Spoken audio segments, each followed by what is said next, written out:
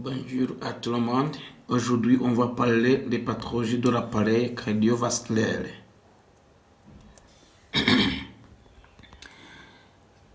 Premièrement, on va voir l'anatomie et physiologie de l'appareil cardiovasculaire. Pour que le sang arrive jusqu'au petit vaisseau et irrigue ainsi tous les tissus, il doit sortir du cœur et arriver dans les grosses artères de la circulation générale à forte pression. L'appareil cardiovasculaire est donc pourvu d'une pompe très efficace. Le cœur est un organe d'environ 300 grammes situé entre les deux poumons au-dessus du diaphragme et protégé par le thorax. Évidemment, et tout le monde comprend ce que c'est. On va même le voir sur les images. Il est irrigué par les vaisseaux spécifiques, les vaisseaux coronaires, car il forme une colonne autour du cœur. Qu'est-ce qu'un vaisseau coronaire? C'est un vaisseau qui alimente, qui irrigue le cœur. Nubwo umutima utanga amaraso ahandi ariko nawo urigaburira. Les vaisseaux qui irriguent le cœur soi-même, c'est les vaisseaux coronaires. Le vaisseau sanguin est très complexe, très ramifié et très efficace. Chaque cellule de l'organisme est située à un de 3 diamètres d'un capillaire sanguin. Bivuze ko ahantu hose, hafi ya hose, il y a les capillaires sanguins. Ce réseau est lié à plusieurs fonctions complètement différentes. Les réseaux sanguins sont des capillaires ont plusieurs fonctions différentes. Rejoue la fonction de la respiration, c'est-à-dire elle porte l'oxygène et les nutriments aux cellules et permet la récupération du dioxyde de carbone et les déchets cellulaires avant leur explosion, la transmission de l'information, transport des hormones, la protection, transport des anticorps et des cellules immunitaires, la régulation thermique. Donc, le sang transporte les parties et dissipe la chaleur produite par les cellules en activité. Ici, nous avons vu dans la respiration cellulaire qu'il y aura une production du dioxyde de carbone, d'eau et d'énergie. Donc, l'énergie qui sont produites dans les cellules va être transmise, va être transportée par le sang dans tous les corps. Voilà donc la fonction et l'importance des réseaux capillaires. Alors, quelle est la morphologie du cœur? Le cœur est un organe de forme pyramidale avec la pointe ou apex vers le bas. Il est constitué de 2 parties imposantes, des ventricules surmontés de 2 petits sacs aplatis, les oreillettes. Et les vaisseaux sanguins sont branchés sur les 4 compartiments. Ok, on va les voir sur l'image ici par rappel. Chez les mammifères, le cœur est séparé en 2 parties indépendantes. Le cœur droit, il y a. Donc nous avons, sur le cœur droit, nous avons oreillette droite, un petit ventricule droit. Qu'il reçoit le sang non hématosé des veines caves inférieures et supérieures et l'envoie dans la circulation pulmonaire par l'artère pulmonaire. Ok. Ici, si la cœur est droite, donc nous avons 2 parties du cœur, c'est-à-dire ces 2 cœurs, vraiment, chez les mammifères.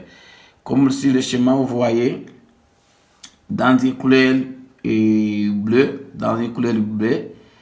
c'est la petite circulation qui est composée par l'oreillette droite, ventricule droite, et il y a les veines caves supérieures et inférieures, et encore artère pulmonaire.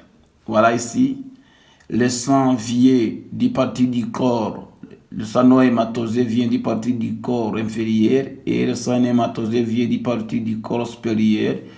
Vont tout être versé dans l'oreillette droite. C'est ça, c'est l'oreillette droite, numéro 3. c'est l'oreillette droite, et l'oreillette droite va verser dans le ventricule droite. Et la ventricule droite, par la contraction, le sang va passer dans l'artère pulmonaire pour aller être hématosé dans les poumons. Voilà comment la petite circulation se fait.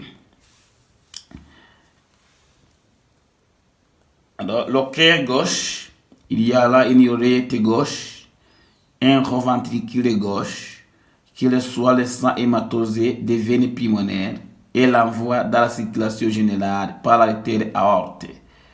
Voilà la différence. La ventricule droite est plus petit que la ventricule gauche. La ventricule gauche reçoit le sang hématosé des veines pulmonaires. Voilà ici le schéma. Nous avons vu que c'est une artère pulmonaire qui porte le sang non hématosé dans les poumons. Si le sang déjà hématosé, donc c'est-à-dire, et si le sang prenne l'oxygène, prend l'oxygène des poumons, donc le sang hématosé va être tourné dans le cœur via les veines pulmonaires. Ce sont les veines pulmonaires qui versent le sang hématosé dans l'oreillette gauche, et l'oreillette gauche va donc verser le sang dans le ventricule gauche. Le ventricule gauche, par la contraction cardiaque, il va donc, et le sang va passer dans l'aorte vers le tissu. Ça, c'est la circulation générale. Voilà, c'est comme ça donc, et la morphologie du cœur et la fonction du cœur. Ok, ici, nous avons aussi, vous voyez ici, je vais vous montrer ce qu'on appelle les valvules. Les valvules, c'est comme les portes qui permettent donc le passage du sang dans des chambres, c'est-à-dire nous avons donc l'oreillette et le ventricule. Si le sang arrive dans l'oreillette, et ça va être versé dans le ventricule, mais il y a ici une porte, une valvule, et une valvule qui va permettre, donc qui va ouvrir ou fermer pour laisser l'oreillette droite, l'oreillette donc, et recevoir du sang, ou bien pour empêcher le sang de la ventricule droite pour retourner dans l'oreillette. Ça, c'est la fermeture. Ici, nous avons donc une valvule tricuspide. Ça, c'est la valvule tricuspide. Ici, qui se trouve entre oreillette droite et ventricule droite. Nous avons aussi, voilà ici, c'est une valvule donc pulmonaire. C'est comme une porte donc, qui permet le passage ou bien qui empêche le passage du sang. Il va donc être ouverte s'il y a une contraction du ventricule droite pour permettre du sang de passer vers les poumons. Alors, nous avons aussi ici, il y a une valvule aussi entre l'oreillette gauche et le ventricule gauche. Nous avons un autre oreillette et une autre valvule qui est donc les valvules mitrales ou mitrales, oui. Et les valvules mitrales, bien les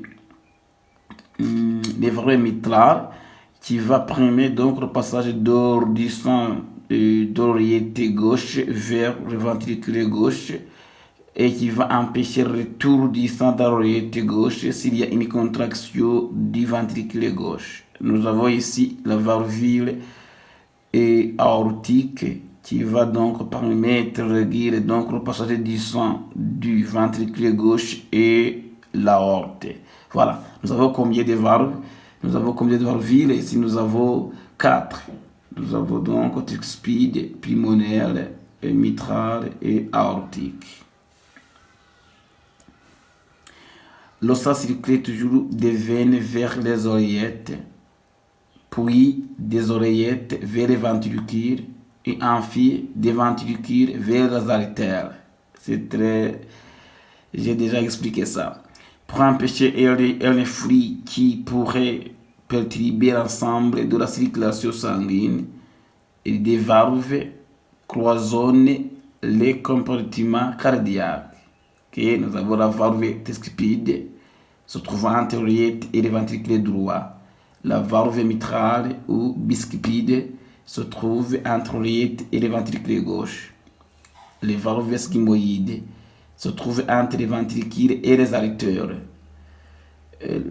Les valves sont maintenues par les piliers tendineux qui les empêchent de se retourner en droit d'organe, donc sous la pression sanguine ventriculaire. Ok. Les valves sigmoïdes, nous avons les deux valves sigmoïdes parce que c'est les valves sigmoïdes qui se trouvent entre les ventricules et les artères. Nous avons les deux valves sigmoïdes. Il y a les valves pulmonaires et les valves aortiques. Nous avons vu. On parle de débit cardiaque, le volume de sang qui passe par le cœur chaque minute. Sa valeur associée à multiplier la fréquence cardiaque par le volume d'éjection systolique. Et faire on parle le volume d'éjection systolique, c'est-à-dire c'est un volume donc éjecté par le cœur par une seule contraction. Donc s'il y a une contraction cardiaque, et le volume sanguin qui va être éjecté, on appelle le volume d'éjection systolique. Alors le débit cardiaque, cela est obtenu par la multiplication du volume d'éjection systolique et fréquence cardiaque. Donc une mutima uteye dukubiye quantité du sang yavuye mu mutima mu gihe cy'inshuro ya contraction imwe bizaduha débit cardiaque. Le débit cardiaque est le volume du sang donc, qui sort du cœur à la minute, chaque minute. Donc voilà l'organisation générale du système circulatoire. Peut-être que c'est très compréhensible ici.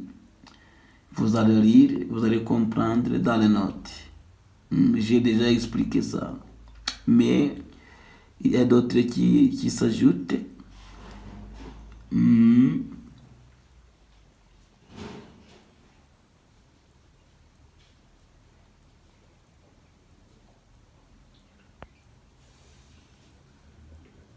Ok.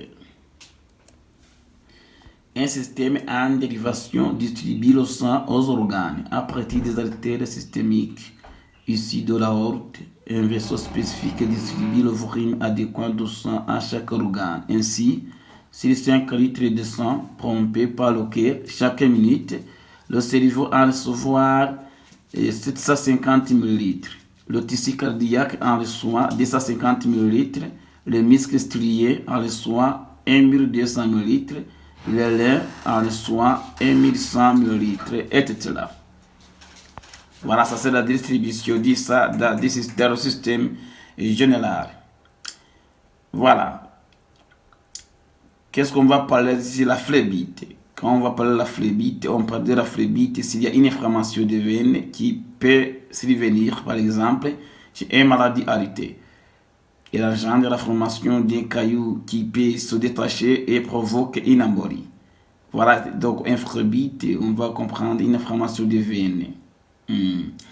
Alors, s'il y a une inflammation des veines, donc il peut engendrer la formation d'un caillou. C'est un caillou peut même déplacer dans le sang vers d'autres organes qui va même causer de l'embolie. Nous allons voir l'embolie pulmonaire qui est une obstructure par un caillou des artères pulmonaires. Et les varices sont des dilatations de la paroi des veines gorgées du sang à la suite des mauvais fonctionnements des valvules antiréflexes. Les hémorroïdes sont des varices des veines situées aux proximités de l'anus. Si vous voyez ce qu'on appelle les varices, c'est la dilatation de la paroi des veines. Et il y aura une dilatation de la paroi des veines, il y aura une gorge de sang. À la suite, donc, il y a un mauvais fonctionnement des valvules antiréflexes. Les valvules antiréflexes, ubundi uko veso ziteye, cyane cyane les veines ziba zifite utuntu dutuma amaraso adasubira inyuma. Iyo habayemo rero iriya dilatation, turiya tuntu levarovile anti-reflex ziriya turiya tuntu dutuma amaraso asubira inyuma tuba twatakaje fonctionnement yatwo, none ugasanga amaraso abaye goruje. Muzasanga nk'abantu bafite icyo bita amavalise, abantu bafite imitsi ukabona ku ruhande yarabyimbye, none ukabona yajemo amaraso. Na za hemorrhoide kenshi na kenshi lorsqu'il y a une hydratation, donc il y aura, birumvikana twa tuntu dutuma amaraso adasubira inyuma tuba twabaye hydraté ku buryo none amaraso akagenda yisubira inyuma akaguma ahari. Oui. Ok, on va parler de la pathologie cardiovasculaire. Les pathologies cardiovasculaires.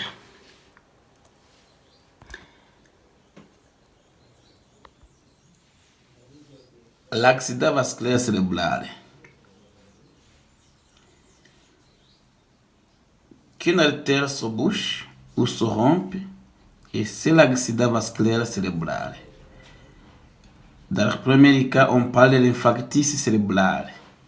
Dans le second, l'hémorragie cérébrale. Artère bouchée ou rompue, une hyperactivité cérébrale est alors en danger de destruction. Sur la zone du cerveau touchée, les conséquences peuvent être redoutables. Paralysie prise au moins complète d'un plusieurs membres, diminution ou disparition de la sensibilité de la face des membres, difficulté d'élocution, de compréhension, troubles de la mémoire et de l'équilibre. Quand on parlait de l'accident vasculaire cérébral, donc on attend, premièrement, ça peut être une hémorragie cérébrale, ou bien ça peut être une obstruction cérébrale, d'une artère cérébrale. Iyo mu bwonko harimo agatsinda kabaye bouché, tugiye tuvuga donc un accident vasculaire cérébral, cyangwa se wenda katuritse amaraso akatembera ku bwonko, nayo tuyita hémorragie cérébrale. Ibiro bigira konsekanse nk'uko musanzwe mubizi, muragize accident cérébrovasculaire, umuntu atakaza conscience, ashobora kugira paralysie, ashobora kugira diminution de sensibilité de la face même et de la membre. Ça c'est l'accident donc cérébral. Iyo tuvuze infarctus cérébral, donc il correspond à la mort des cellules nerveuses du cerveau, privées du sang, donc l'oxygène diffusé dans l'occlusion d'une artère qui survit toujours à partir d'un plaque d'athérome plus ou moins sténosé. L'occlusion d'une artère cérébrale peut être ainsi due à un caillou qui migre depuis une artère grosse illégale au cerveau, comme l'artère carotide interne ou l'artère vertébrale, ou même depuis l'aorte. On parle alors d'embolie cérébrale. Quand on parle d'embolie cérébrale, c'est une obstruction d'une artère cérébrale dans le cerveau par un plusieurs causes. Ça peut être un athérome, ou bien ça peut être une embolie, ou bien un caillou du sang. Il y a une occlusion intestinale, on voit que la partie distale de cellules nerveuses ntabwo ziba ziri kuba irige, akaba ariyo mpamvu rero izo selile zijya gute zinkaho zibora, ça devient très nécrosé. On va parler de l'infarctus cérébral. Infarctus cérébral ni partie donc iba itari kugeraho amaraso. Quand on parle de l'athérome, c'est quoi? L'athérome, c'est comme une masse plaquettaire. C'est une masse plaquettaire de lipides qui peut se former dans le sang. Urabona ukuntu tugenda turya amavuta, cyase urugero mufate nk'isahani ya plastique, mukomeze muririho amavuta mutayoza neza, muzasanga ko n'inango yagize gute, inango izagira hiburi, uyibure neza usigara ubona umuhondo w'amavuta. Ibyo rero biragenda byiyubaka bikaba byinshi. No maraso niko bigenda, uyo amavuta abayemo menshi, les lipides ziyakimina kuri les parties endothéliales ya artère ou de veine. hanyuma icyo gihe hari igihe bimaze kuba byinshi ikintu cy'ibumbe gishobora kwidetasha kikagenda mu maraso, icyo bita rero atherome. Donc il va emboucher, donc obstruer un petit vaisseau dans un organe qui est très important dans l'organisme, notamment les poumons. On va parler donc de l'embolie pulmonaire, ou bien dans la partie cérébrale, on va parler de l'embolie cérébrale. S'il y a une obstruction alors d'une artère ou d'une artère dans la partie distale, il y a insuffisance ou bien une absence de l'oxygène. La partie distale va être nécrose. C'est ça ce qu'on appelle infarctus cérébral ou bien infarctus. Même on peut le voir sur l'infarctus du myocarde. Quand on parle de l'hémorragie cérébrale, il y aura une rupture d'un vaisseau à l'intérieur du cerveau, provoquer ce qu'on appelle hémorragie intracérébrale. La zone atteinte est appelée hématome. L'élévation du sang dans le tissu cérébral comprimé et endommagé, celui-ci entraînant une souffrance des cellules nerveuses. La principale cause de l'hémorragie cérébrale est l'hypertension artérielle, à l'origine de la lésion progressive des petits vaisseaux qui finissent par se rompre. C'est-à-dire la principale cause de l'hémorragie cérébrale est l'hypertension artérielle. Nous avons comme définition la tension artérielle, c'est comme une force du sang exercée sur les parois des vaisseaux. Alors si cette pression, si cette force est augmentée, et ça peut causer un problème de rupture pour les petits vaisseaux, notamment les vaisseaux cérébraux qui sont très petits.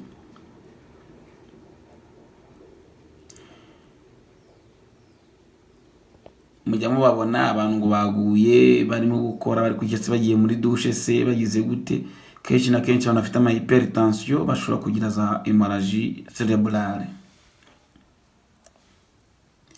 Selon le siège et le volume de l'hématome, le symptôme peut être discret ou au contraire se traduit par une paralysie massive de la moitié gauche ou droite du corps associée à un coma, des troubles de la langage, voire un décès en quelques heures. Ça c'est les complications donc de l'hématome, et bitewe na hématome ahantu yabereye n'ibyo yakoze. Qu'est-ce qu'on appelle l'angor de poitrine ou bien l'angine de poitrine? L'angor est l'un des symptômes de la maladie coronarienne. Quand on parle de la maladie coronarienne, je vous ai montré un vaisseau qui alimente le cœur. Artère coronaire, c'est une artère qui alimente le cœur. Alors, l'angor est associé aux maladies coronariennes. Donc, le problème il se trouve dans l'artère coronaire. La maladie coronaire est une maladie fréquente et grave responsable d'infarctus du myocarde, d'insuffisance cardiaque et de décès. Il s'agit d'un rétrécissement des artères du cœur qui entraîne une diminution des apports de sang nécessaires à son fonctionnement.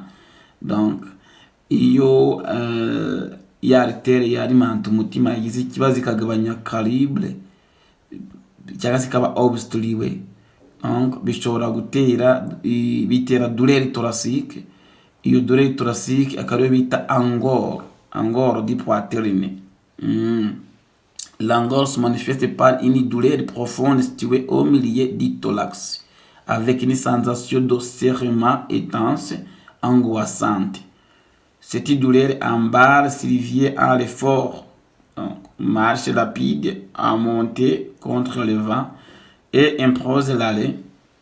Donc, il y a une douleur au centre, au milieu du thorax. Il y a une sensation de serrement intense. Cyane cyane yongera iyo umuntu agenda cyangwa se akora nk'imirimo bigatuma mbese yihagarika. Donc, elle est soulagée à moins de 2 minutes par le repos ou par la prise de médicaments. Cette douleur est la conséquence directe de la souffrance du cœur qui ne reçoit plus assez de sang en raison de rétrécissement des artères coronaires. Voilà. Amaraso aba atagera neza muri cellule cardiaque, muri muscle cardiaque. Alors ici, on va parler donc de l'ischémie cardiaque ischémie du myocarde ou bien infarctus du myocarde. Bon, ntabwo byanditse ahangaha, mais quand on parle de l'ischémie du myocarde, on comprend quoi? On comprend une diminution de l'approvisionnement du sang dans le tissu myocardique, dans le tissu du myocarde. C'est une diminution. Alors, quand on parle de la diminution, c'est-à-dire il y aura une obstruction ou bien une occlusion ou bien un rétrécissement d'une artère qui va réduire le sang, qui va réduire du sang, qui va réduire du sang et qui arrive dans le tissu myocardique. Nous voyons amaraso asanzwe muri misque cardiaque aba yagabanutse, babyita rero ischémie cardiaque. Ariko on va parler de infarctus du myocarde. Infarctus du myocarde, infarctus du myocarde ivuga ngo bizaba byabushije neza. Ivuga ngo ce n'est pas un rétrécissement seulement, alors il y aura une occlusion. Aho hantu ntago amaraso yongera kuhatambuka, bivuga ngo parti amaraso yagombaga kujyaho azahita gute, azaba necrose. Icyo gihe bavuga infarctus du myocarde. Ariko iyo ari gutambuka uturaso dukeya babyita ischémie du myocarde. Ni ngo dushaka kuvuga ngo ischémie cérébrale, tukavuga infarctus cérébrale. Ischémie cérébrale ni ukuvuga harimo kugira mu turaso dukeya turutambuka dukeya, une réduction. Avec infarctus cérébrale, c'est-à-dire il y a donc une absence totale de l'approvisionnement du sang dans les parties, dans quelques parties, je crois. Okay. On continue. Ici, nous avons vu l'embolie pulmonaire. Il a garouté c'est une maladie vraiment cardiaque pulmonaire. Oui, nous avons vu. On peut continuer. On peut rire. L'embolie pulmonaire correspond à la migration des caillots du sang, formée le plus souvent dans les veines des membres inférieurs, vers la circulation artérielle pulmonaire où il se trouve piégé. Au stade initial de la phlébite, le thrombus adhère à la paroi veineuse et les risques de migration, donc d'embolie pulmonaire, sont élevés. Il représente le versant pulmonaire de la maladie thrombolique veineuse. Elle complique environ une phlébite sur deux. Donc, c'est une embolie pulmonaire. Son évolution et l'obstruction d'une ou plusieurs branches de l'artère pulmonaire s'accompagne de façon diverse de manifestations de soufflement.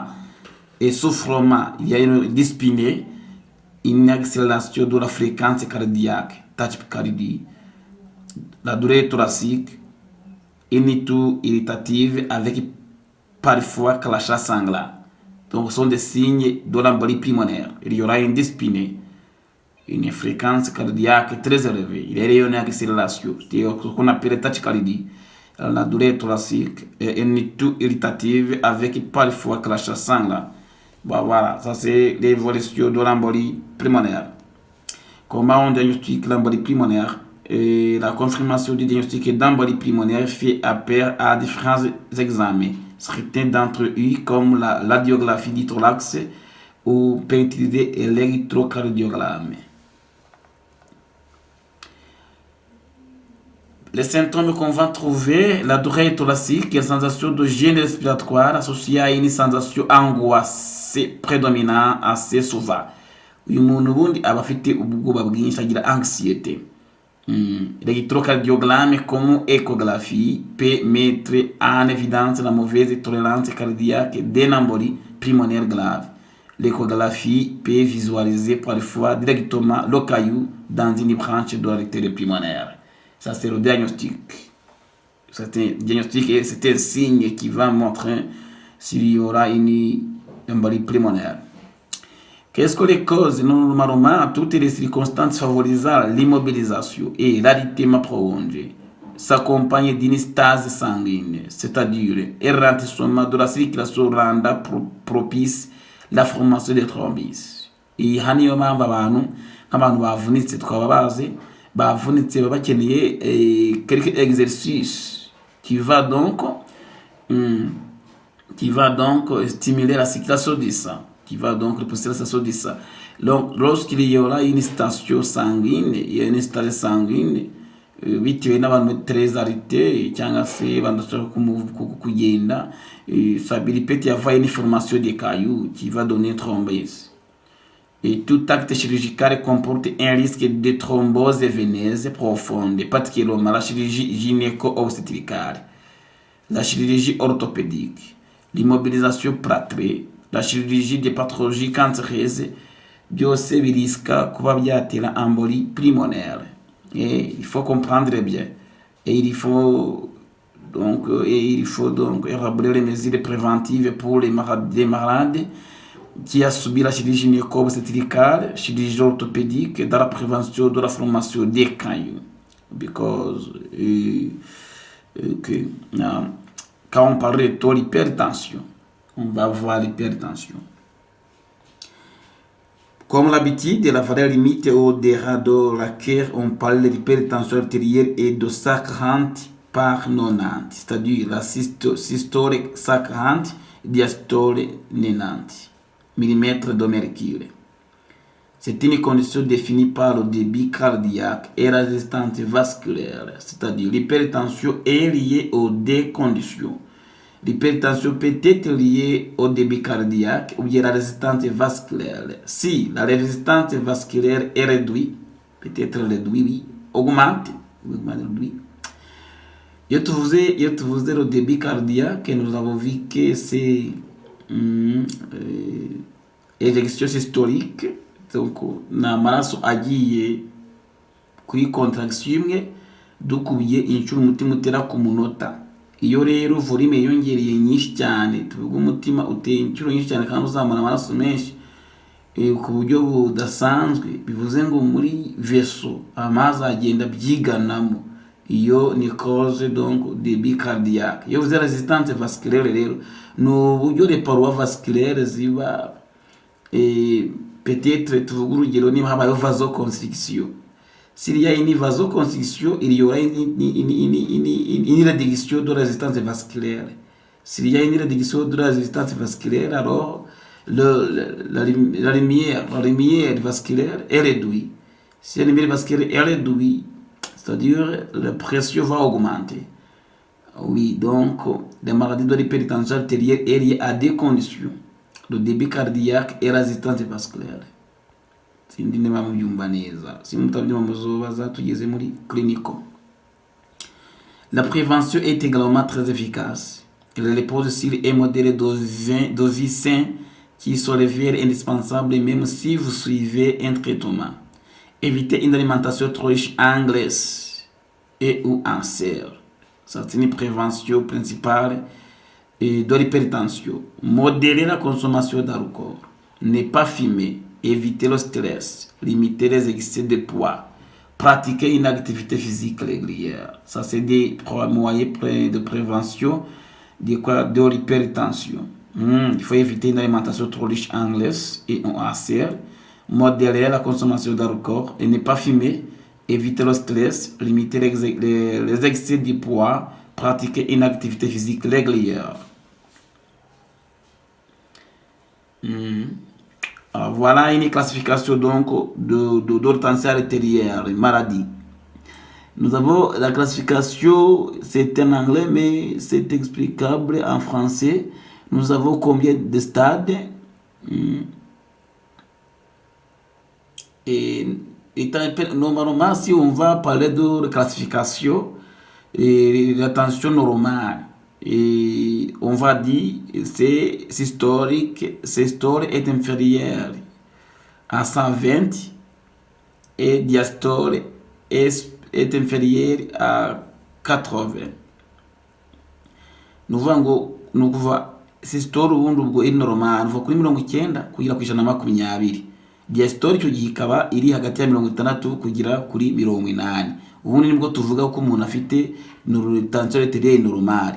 Iyo rero tugiye hagati y'ijana na 20 na 39 kuri systole, diastole tukagira 80 na 89. Icyo gihe duhita tugira hypertension. Uyu muntu abagomba pre-hypertension, uvuga ngo abagomba kugira gute gukora za exercice, kugabanya amagrese, ntago bayagafata imiti, ntago ari malade. Ariko abantu bari muri no stade abagomba kumenya ko bari près de développer une maladie.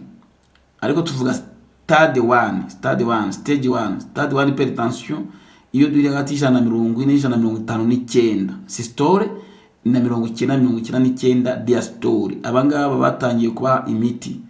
Iyo tugiye ku stade ya kabiri rero, ubwo systole ibiri hejuru cyangwa ingana n'ijana na 60, hanyuma diastole ibiri hejuru cyangwa ingana n'ijana. Hanyuma stade ya gatatu, systole ibiri hejuru cyangwa ingana n'ijana na 80, diastole ibiri hejuru cyangwa ingana n'ijana na 10. Nuko dukora classification ya maladie hypertension. Ubundi iyo tuvuze tension arterielle normale ni iriya yo hejuru, nababwiye hagati ya 90 n'ijana na 20 na 30 kuri 80. Ariko ubundi biba bitanavuga ngo range normale. Umwe uvuze ngo range normale, tuvuze ko range normale iva kuri 90 kugera ku 140, kuri 30 kugera kuri 90. Ibi range normale ni ukuvuga na ahantu umuntu ataba considéré comme maladie. Ataba considéré comme maladie. Wabonye ko range normale irimo normale ikabamo na pre-hypertension. Nuvuga rero range normale nuvango na ahantu umuntu atafata imiti kubera iyo ndwara. Ariko ubundi normal iyo tugiye ku classifier tension arterielle normale ni hagati ya 90 n'ijana na 20 na 60 kuri 80 diastole. Troisième maladie coronarienne, athérosclérose. Je vous ai dit athérome comme un dépôt de lipides. Ça cause athérosclérose. Athérosclérose, c'est-à-dire c'est l'accumulation de lipides dans le sang. Ainsi appelé athérosclérose, c'est le durcissement des artères. Quand on parle de durcissement des artères, il y aura une diminution donc de la lumière. Ni nko gukomera kwabyo bitewe ibintu byiyongereyeho nyine naye babwiye ukuntu nk'isahani ubona amavuta yafasheho. La maladie coronarienne est une maladie qui touche les artères ayant pour fonction d'alimenter le cœur en sang. Je bita artère coronaire. Elle est souvent causée par l'athérosclérose, une accumulation de plaques à l'intérieur de la paroi des artères. Cette accumulation rétrécit peu à peu l'intérieur des artères et ralentit le flot de sang. Oui, ça va. Nuko nababwira uko amavuta agenda yipanga ku isahani, niko no muri veso bigenda bibaho. Uko agenda yipanga ragenda agabanya lumière, donc il y a une ralentir de flot de sang. Icyo gihe rero iyo amaraso yo agabanutse, iyo hagabanuka amaraso ajya mu mutima nayo aragabanuka. Iyo bita ischémie myocarde. Iyo bifunze burundu infarctus. Il existe plusieurs facteurs de risque de la maladie coronarienne. Certains ne sont pas modifiables, mais d'autres le sont. La maladie coronarienne se développe de façon progressive au fil des ans et finit par se manifester par des symptômes tels que la douleur thoracique. Normalement, le premier signe de maladie coronarienne, c'est la douleur thoracique. En gros, dit poitrine. La diagnostic est établie au moyen de différents examens, comme l'électrocardiographie ou l'épreuve d'effort. Le traitement peut comprendre des changements au mode de vie, des médicaments et à l'occasion des interventions médicales et chirurgicales. C'est ça.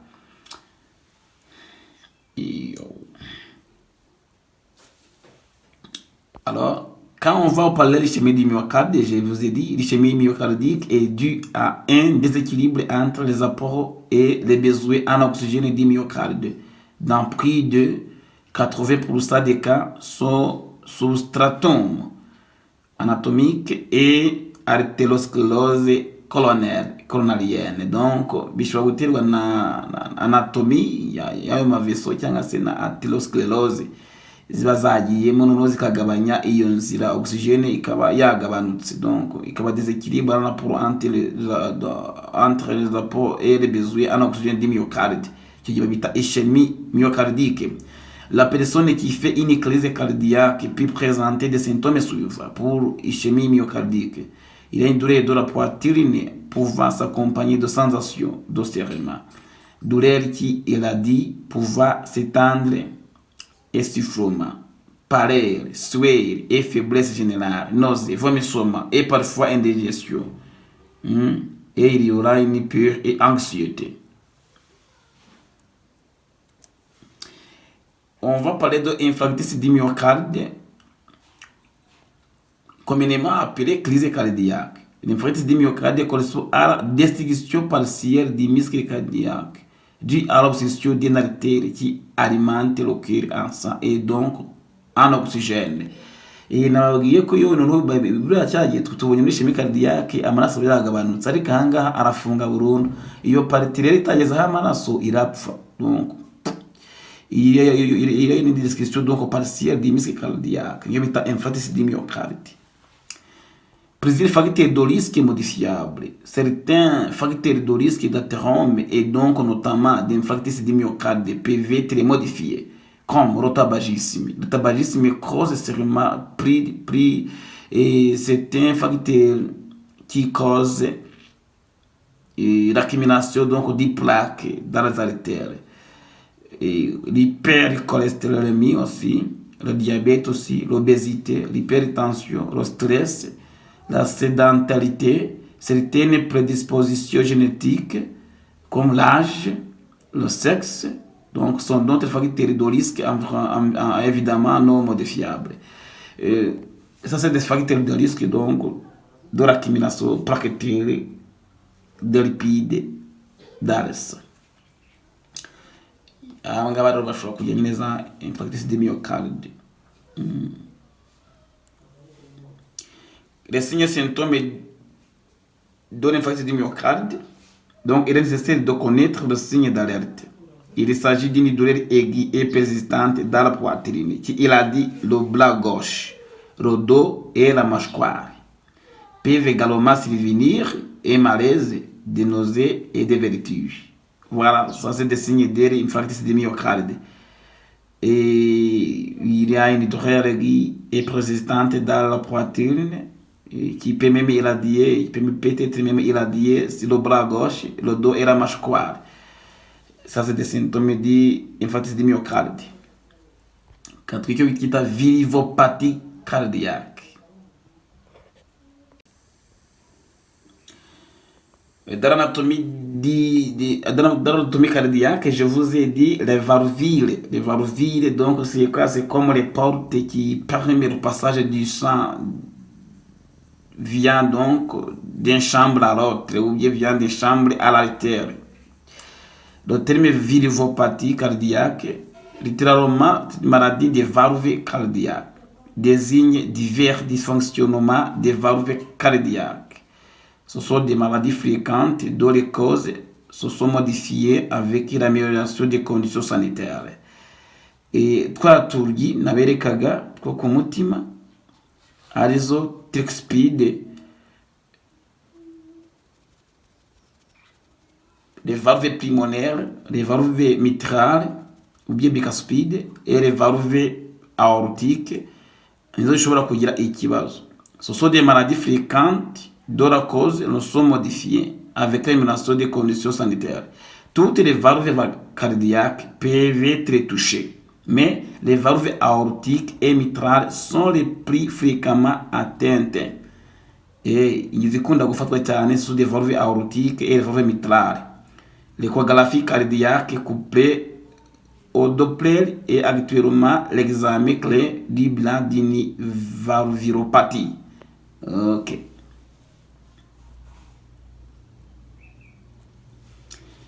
Quel type de maladie de valvulopathie? Une valve peut dysfonctionner de deux manières. Elle peut ne pas s'ouvrir correctement, ou on parle alors de rétrécissement ou sténose. Si les valves ne s'ouvrent correctement, on va parler de sténose. Elle peut ne pas se fermer correctement, on va alors parler insuffisance ou la fuite. La fuite, abivuze iki rero? Tuvuga ufata urugero nababwiye ko tricuspide ari valve iba hagati ya mitrale ndetse na mitrale ya valve iba hagati ya oreille droite na ventricule droite. Icyo gihe tuvuga urugero ni habaye ikibita stenose, ni uvuga ngo tricuspide izafunga ntabwo izabasha gufungura neza. Bivuze rero ko amaraso azagira muri oreille droite, ntabwo azabona uko agera muri ventricule droite. birumvikana ubwo amaso natajya muri ventricule droite amaso ubwo nazagira mu bihaha tuzabura nyine oxygene. Urundi rugero tuvuge nayo habayeho stenose ya valve aortique, bivuze ngo iyo valve aortique izafunga neza ifungura neza amaso nazabasha kuva muri ventricule gauche agiye muri circulation générale, icyo gihe birumvikana tuzabura oxygene. On va muri pari hypoxie. Alors donc il peine pas se fermer correctement. Nanone ishobora kuba ifunguka niyongere gufunga neza, ibiro bizatuma biho fluide. Dufata urugero niba amaraso avuye mu bihaha akarahira muri oreillette gauche agasanga mitrale ntifunga mbese nifunga neza, izahagera ahita amanuka ajye muri ventricule gauche, ariko par contraction ya amaraso ajye muri ventricule gauche amwazanyura muri aorte andi yongera azamuka asubire nko mu bihaha. Urumva ko tuzagira ikibazo kigiye dushobora no kugira ibibazo bya edeme pulmonaire ndetse n'ibindi. Alors, qu'est-ce qu'une insuffisance cardiaque? L'insuffisance cardiaque est un état pathologique indiquant que la pompe cardiaque n'est plus capable d'assurer un débit sanguin suffisant pour satisfaire les besoins de l'organisme. Ubundi ahantu hose wumva ngo insuffisance d'un organe runaka, c'est-à-dire cet organe ne remplit pas correctement, complètement sa fonction.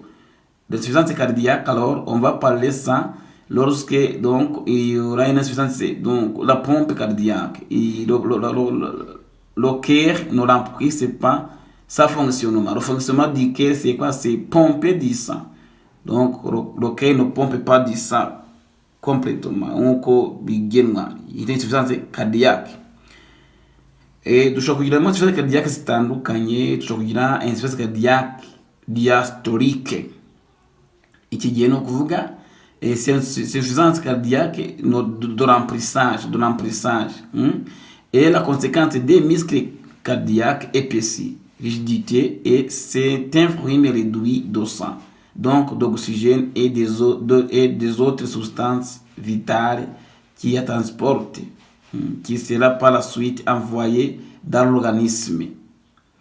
C'est-à-dire angani de remplissage ni ukuvuga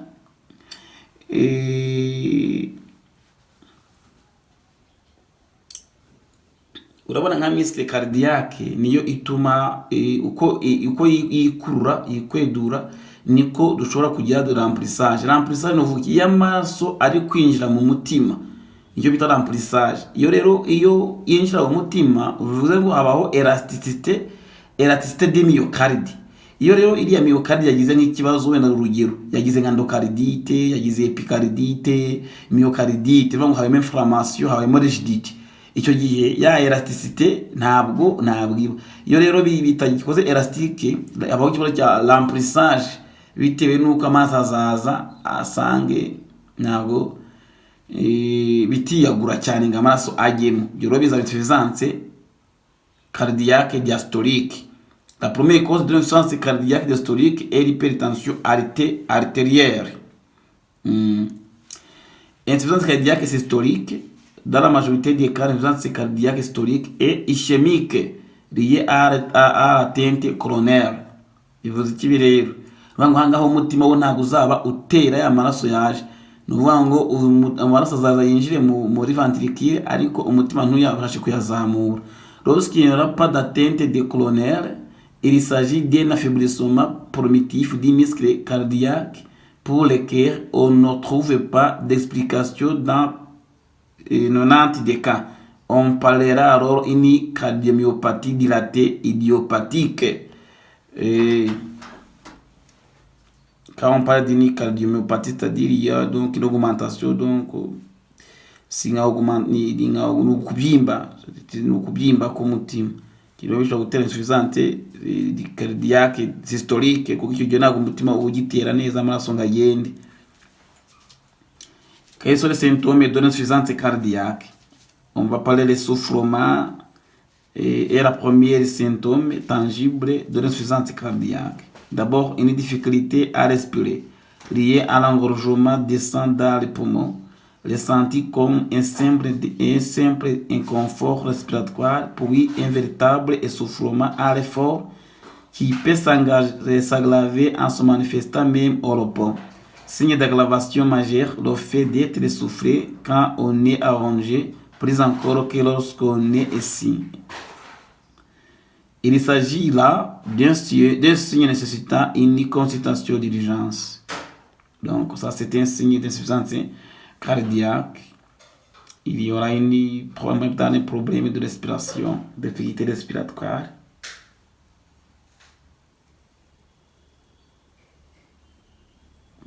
Kunanirwa guhumeka igihe uryamye gasaba kugira ngo wicare, byose ni ibimenyetso bizakugaragariza ko afite insuffisance cardiaque. La fatigue est le deuxième symptôme. La fatigue, umuntu agira fatigue kubera oxygène bitajya muri cellule kugira ngo cycle ibe oxydée, habeho énergie. Le gonflement de certaines parties du corps comme les foies, les veines du cou, jambes, gorgée d'œdème et le troisième signe alarmant. Ni ukuvuga donc signe dushobora kubona iya mbere ni essoufflement, iya kabiri ni fatigue na gonflement de certaines parties du corps. Muzi ko umuntu ufite insuffisance cardiaque agira na za edeme na za site zirashoboka. En fait, une prise de poids importante et rapide de l'ordre d'1 kg par jour est un signe particulièrement alarmant qui traduit une poussée d'insuffisance cardiaque. Iyo ashobora no kongera ibiro wenda kilo kimwe buri munsi, nayo ni signe ishobora kugaragaza ko umutima ushobora kuba afite insuffisance cardiaque. D'autres signes peuvent alerter comme des palpitations dues au travail excessif accompli par le cœur ou une baisse de tension concomitante à une réduction de la capacité d'éjection du muscle cardiaque ainsi que des troubles de la mémoire ou de la libido. C'est ça, c'est tous les signes d'insuffisance cardiaque. Quand on parle de précharge et post-charge, qu'est-ce qu'on va comprendre? Donc, au niveau du cœur, le degré d'étirement des cellules ventriculaires est lié au remplissage des ventricules avant leur contraction. C'est volume très diastolique. Donc, on voit naje kubabwira muri insuffisance diastolique ko iri lié kuri remplissage. Iyo rero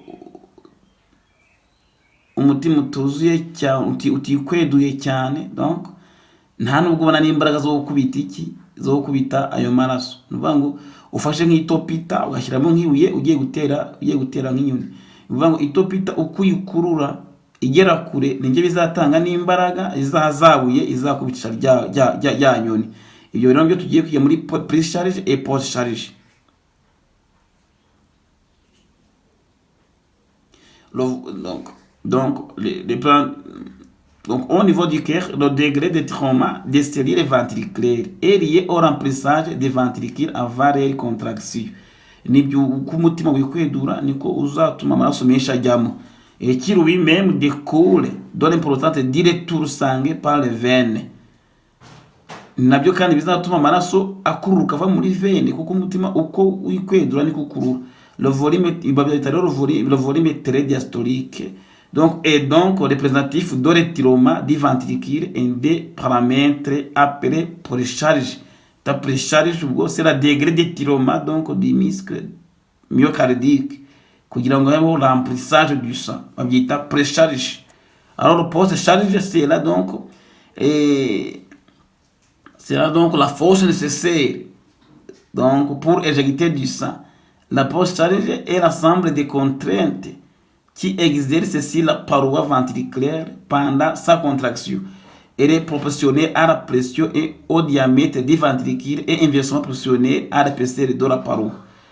Nuvuga ngo la post-charge ni imbaraga umutima ukoresha kugira ngo uzamure amaraso yaje muri kere. Ibi rero bitewe n'amafagiteri y'amaveso ibyinshi cyane, ariko nanone na degré d'étirement du myocarde, ça va donc de déterminer le degré de contraction.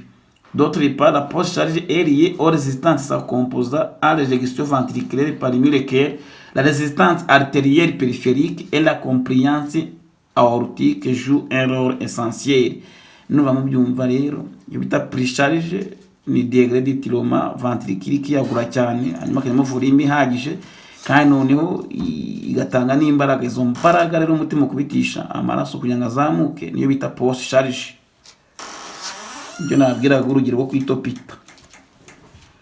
En cas d'augmentation de la post-charge, la fraction de l'accroissement des cellules ventriculaires ainsi que les vitesses de l'accroissement pendant la systole seront réduites, diminuant alors le volume d'éjection systolique. Et post-charge, la fraction de l'accroissement des cellules ventriculaires et quelle est la vitesse de l'accroissement pendant la systole c'est réduite. Ubundi post-charge kenshi na kenshi bidetermine tuvuge niba mufite nka hypertension uvuga ngo la post-charge ziyongera kubera iki? Kuko umutima uzaba ukeneweho imbaraga nyinshi kugira ngo ube wasunika amaraso. Rero nk'icyo gihe no vuga ngo la systole izagabanuka igihe post-charge yiyongereye. Systole izagabanuka, ibizagabanya rero na volume d'éjection. Cette situation anormale provoque, si elle persiste, une hypertrophie ventriculaire avec épaississement de la paroi ventriculaire du fait de la plus grande force à produire pour craindre ces contraintes. Donc